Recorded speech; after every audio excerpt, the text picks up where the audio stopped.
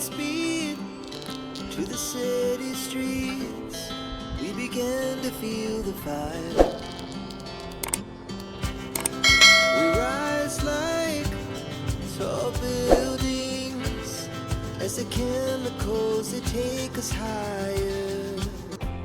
હર હર મહાદેવ. કેમ છો તમે બધા? તો શીલુ ગોલ્ડ બોક્સમાં તમારું સ્વાગત છે.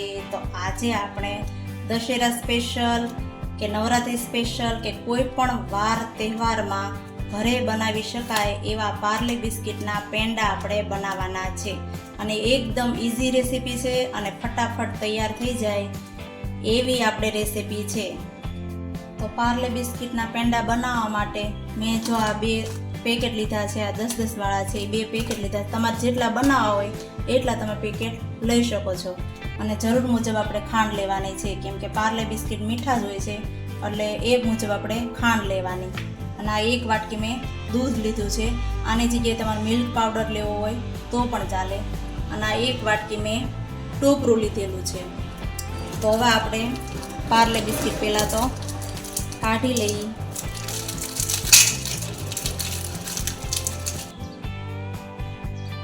હવે આપણે આ બિસ્કિટને જો મેં કઢાઈ લઈ લીધી છે અને એમાં મેં 2 ચમચી ઘી લીધેલું છે.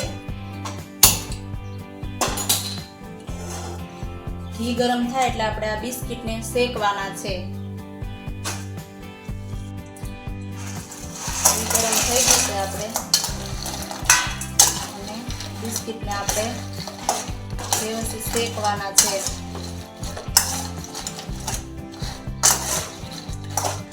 ગેસની ફ્લેમ તમારે મીડિયમ જ રાખવાની.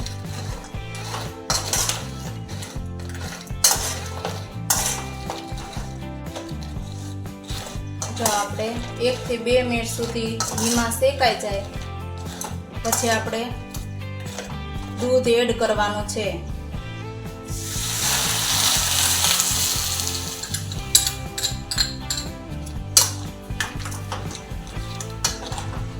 અને વ્યવસ્થિત આપણે 2 થી 3 મિનિટ સુધી હલાવવાનું છે. થઈ ગઈ છે અને બધા બિસ્કિટ છે એ આપણે દૂધમાં વ્યવસ્થિત મિક્સ થઈ ગયા છે. હવે થોડી વાર આપણે ગેસ બંધ કરી અને ટોપરું ને ખાંડ ને આપણે મિક્સ કરી લઈએ. આમાં આપણે થોડું પાણી લેવાનું છે અને જરૂર મુજબ આપણે ખાંડ લેવાની છે.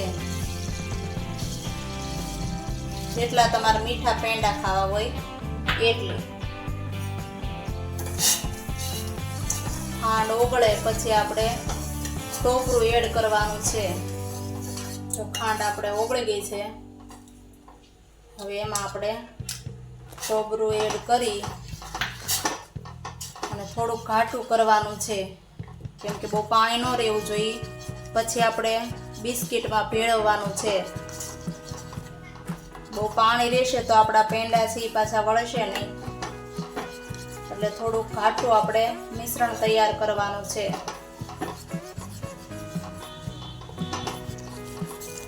જો આપણે હવે એટલું ઘાટું થઈ ગયું છે. હવે આપણે બંધ કરી અને આ ગેસ આપણે થોડી વાર શરૂ કરી મીડિયમ જ રાખવાનો ગેસ, સાવ ધીમો. અને પછી આ મિશ્રણ આપણે ઉમેરી દેવાનું છે.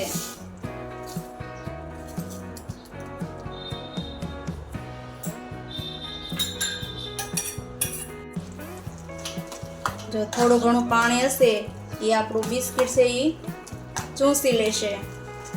વ્યવસ્થિત મિક્સ કરી અને 1 મિનિટ સુધી આપણે હલાવવાનું છે.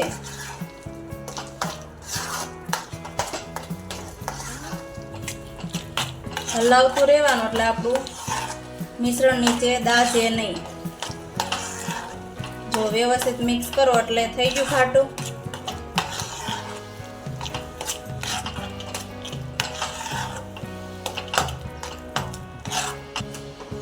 જો આપણે એકદમ 1 મિનિટ સુધી બધું ઘટ થઈ ગયું છે. હવે ગેસ બંધ કરી અને નીચે ઉતારી લેવાનું. આપણે આને હવે ઠંડુ થવા દેવાનું છે. પછી આપણે પેંડા વાળવાના છે. જો આપણે મિશ્રણ છે એ ઠંડુ થઈ ગયું છે, મીડિયમ ઠંડુ થઈ ગયું છે. હવે આપણે હાથમાં ઘી લઈ એટલે આપણો પેંડો છે એ ચીપકે નહીં. તમે થાબડી પેંડા, દૂધના પેંડા તો ખાધા જ હશે, પણ આ વખતે તમે બિસ્કિટના પેંડા બનાવી જોજો.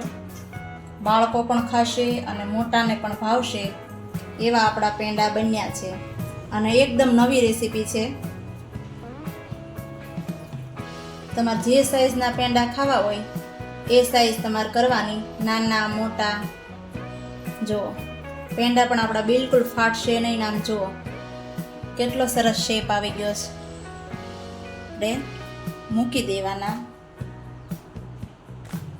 પણ કોઈ પણ તમારે કંઈ વસ્તુ હોય એનાથી આપણે ડિઝાઇન કરીએ. અત્યારે તમે આ દવાનું ઢાંકણું લીધેલું છે એનાથી જુઓ પેંડાને આપણે શેપ આપી દેવાનો. જુઓ આવી રીતે આપણે બધા પેંડા તૈયાર કરવાના છે.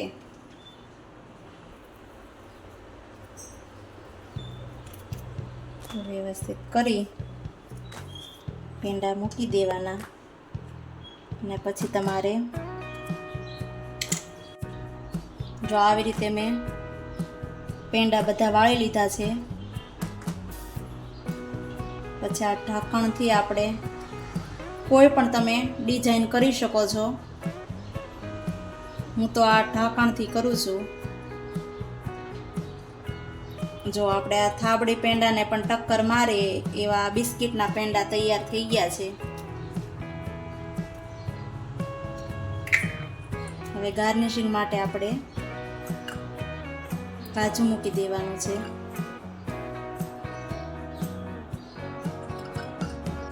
જો આપણે પાર્લે બિસ્કિટના પેંડા તૈયાર થઈ ગયા છે. બજારમાં તો ખૂબ જ મોંઘા અને ભેળસેળવાળા મળે છે, પણ ઘરે તમે બનાવો તો એકદમ ઓછી વસ્તુમાં સસ્તા અને સારા, બાળકોને પણ ભાવે, મોટાને પણ ભાવે એવા બિસ્કિટના પેંડા આપણે તૈયાર થઈ ગયા છે. તો પાર્લે બિસ્કિટના પેંડાની રેસીપી તમને કેવી લાગી એ મને કોમેન્ટમાં જરૂર કહેજો.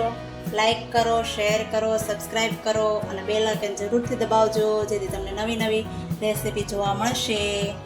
તો મહાદેવ.